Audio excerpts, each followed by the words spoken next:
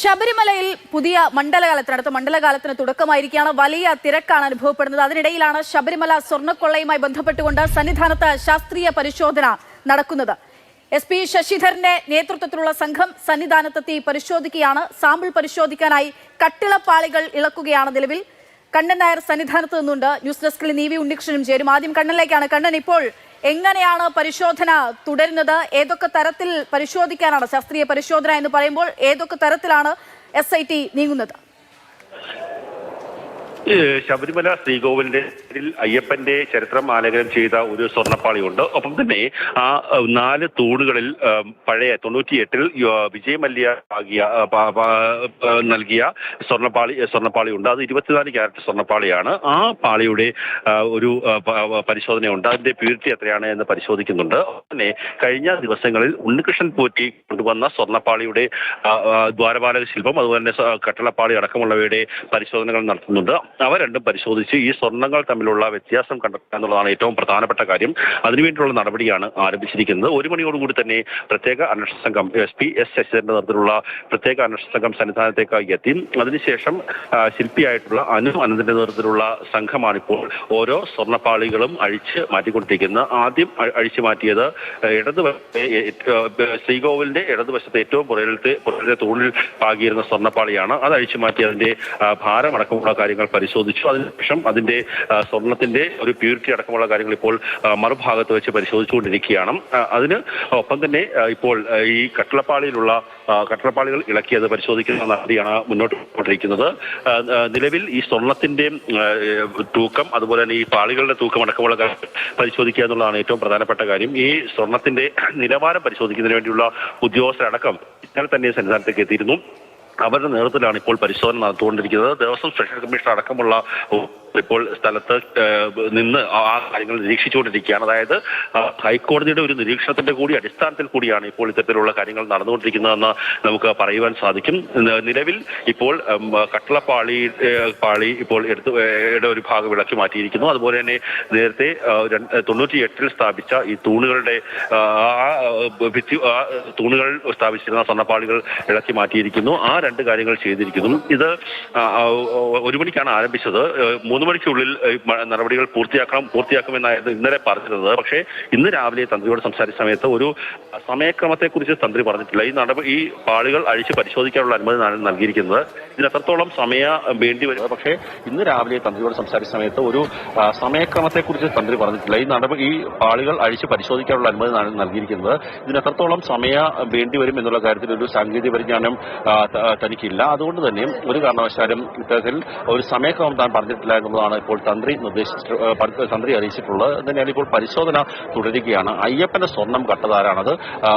ഉണ്ണികൃഷ്ണൻ പോറ്റി ആയാലും മുരാരി ബാബു ആയാലും അങ്ങനെയൊക്കെയുള്ള ഉദ്യോഗസ്ഥരായാലും ഏതെങ്കിലും ഒളിഞ്ഞിരിക്കുന്ന ആൾക്കാരായാലും അവർക്കെതിരെയൊക്കെയുള്ള തെളിവുകൾ ശേഖരിക്കുന്നതിന്റെ ഭാഗമായിട്ട് കൂടിയാണ് ഇത്തരത്തിലുള്ള ഒരു പരിശോധന നടന്നുകൊണ്ടിരിക്കുന്നത്. നിലവിൽ ഇപ്പോൾ SP ശശിധരൻ അടക്കമുള്ള ആൾക്കാർ അവിടെ എത്തി പരിശോധന നടത്തുകയാണ്.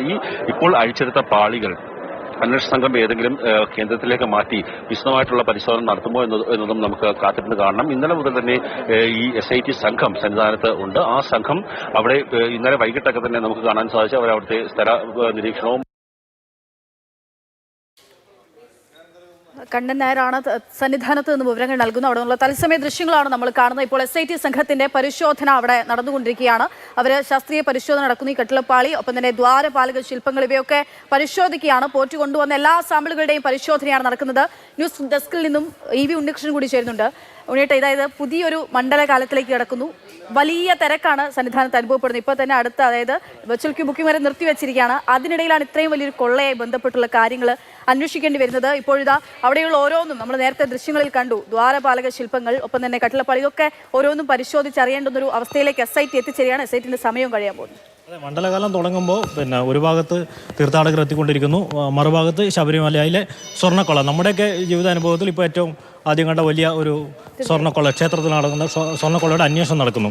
ഇക്കാര്യത്തിൽ ഇത് സത്യസന്ധമായി അന്വേഷണം നടക്കുക എന്നത് മാത്രമല്ല, ഇങ്ങനെ സത്യസന്ധമായി കാര്യങ്ങൾ ഇവിടെ നടക്കുന്നുണ്ട് എന്ന് വിശ്വാസ സമൂഹത്തെ കേരളത്തെയും ബോധ്യപ്പെടുത്തേണ്ട ഉത്തരവാദിത്വം കൂടി സർക്കാരിനുണ്ട്, സംവിധാനങ്ങൾക്കുണ്ട്. മാത്രമല്ല ഹൈക്കോടതി നേരിട്ട് ഇടപെട്ട ഒരു കേസെന്ന നിലയിൽ അതിൻ്റെ ഗൗരവത്തോടു കൂടി തന്നെ കാണേണ്ടതുണ്ട്. മാത്രമല്ല ഈ മണ്ഡലകാലത്ത് തീർത്ഥാടനവും അതിൻ്റെ തിരക്കും മറ്റു കാര്യങ്ങൾ, ക്രമീകരണങ്ങൾ, സുരക്ഷാ ക്രമീകരണങ്ങളൊക്കെ ഒരു ഭാഗത്ത് വലിയ വാർത്തയായി ഇനി സംഭവിക്കും. നമ്മൾ കാണാത്ത കാര്യം സന്നിധാനത്തല്ലേ SIT സംഘം എത്തുന്നു. വളരെ ഭക്തിയോടുകൂടി ആദരവോടുകൂടി വിശ്വാസികൾ വന്ന് ദർശനം നടത്തുന്ന സമയത്താണ് ഇപ്പോൾ അവിടെ പരിശോധന നടക്കുന്നത്. അത് മാത്രമല്ല ഇനി ഈ കേസിൽ ഇപ്പോൾ 4-ലധികം അറസ്റ്റുകൾ നടന്നല്ലോ. പ്രധാനപ്പെട്ട ആളുകളൊക്കെ തന്നെ ഇപ്പോൾ ജയിലിലായി. അടുത്തത് ആര് എന്ന ചോദ്യം നിലനിൽക്കുന്നു. അടുത്ത ആര് എന്ന അതിലേക്ക് പോകുമ്പോൾ അത് അറസ്റ്റോ മറ്റ് സംഭവിക്കുകയാണെങ്കിൽ അതും ഈ മണ്ഡലകാലത്താണ് ഇനി സംഭവിക്കാൻ പോകുന്നത്. കാരണം പ്രധാനപ്പെട്ട അടുത്ത പ്രതി ഇപ്പോൾ അറസ്റ്റ് തടഞ്ഞു വെച്ചിരിക്കുന്നത് ദേവസ്വം മുൻ സെക്രട്ടറിയും തിരുവാഭരണ കമ്മീഷണറുമായിരുന്ന S. ജയശ്രീയാണ്. നാളെ വരെയാണ് അവരുടെ അറസ്റ്റ് തടഞ്ഞിരിക്കുന്നത്. നാളെ ഹൈക്കോടതിയിൽ പത്മകുമാർ ഹാജരായിട്ടില്ല. അതെ. പിന്നെ നാളെ ഹർജി വരികയാണ്, ജാമ്യ ഹർജി. അത് തള്ളുമോ കോടതി കൊള്ളുമോ എന്നുള്ള കാര്യം അറിയില്ല. അത് തള്ളിക്കഴിഞ്ഞാൽ അറസ്റ്റിലേക്ക് പോകണം. പക്ഷേ ജയശ്രീയുടെ മൊഴി എന്താണ്? ഞാൻ ബോർഡിന്റെ തീരുമാനം നടപ്പാക്കുക മാത്രമാണ് ചെയ്തതെന്നാണ് ജയശ്രീയുടെ മൊഴി. അങ്ങനെയെങ്കിൽ ബോർഡായി പ്രസിഡന്റായിരുന്നു പത്മകുമാറായിരുന്നു, CPI നേതാവായിരുന്നു. അങ്ങനെ തുടങ്ങി വലിയ വലിയ കണ്ണികളിലേക്ക് ഇത് പോകേണ്ട സമയമാണ്. അതിനു കൂടിയാണ് ഈ മണ്ഡലകാലത്ത്. അതല്ല എല്ലാവരും ഇപ്പോൾ പ്രതിപക്ഷമാണെങ്കിലും പറയുന്നത് ഈ തെരഞ്ഞെടുപ്പിൽ സർക്കാരിന് CPM LDF മറുപടി കിട്ടത് ശബരിമല വിഷയത്തിലായിരിക്കും, അയ്യപ്പനായിരിക്കും മറുപടി നൽകാമെന്നാണ് പറയുന്നത്. അതിൽ സർക്കാരിന് അതൊരു അവസരം കൂടിയാണ്. കാരണം എന്താണെന്ന് പറഞ്ഞാൽ ഇപ്പോൾ ഈ സത്യസന്ധമായി ഇതിൽ അന്വേഷണം നടത്താൻ കഴിയുമെങ്കിൽ പ്രതികളെ, കുറ്റക്കാരെ കണ്ടെത്തി നിയമത്തിന് മുന്നിൽ വെക്കാൻ കഴിയുമെങ്കിൽ സർക്കാരിന് ഇത് നേട്ടമായിട്ടും കൊണ്ടുപോകാൻ കഴിയും. കാരണം ദേവസ്വം ബോർഡ് ഇപ്പോൾ ജയകുമാർ എന്ന പുതിയ അധ്യക്ഷൻ വരുന്നതിലൂടെ സർക്കാർ പ്രതിച്ച ഒരു തീരുമാനങ്ങൾ സർക്കാരിന് ഇക്കാര്യത്തിലൊന്നും ഒളിച്ചു വെക്കാനില്ല, പിടിവാശികളില്ല തുടങ്ങിയൊരു സന്ദേശം കൊടുത്തിട്ടുണ്ട്.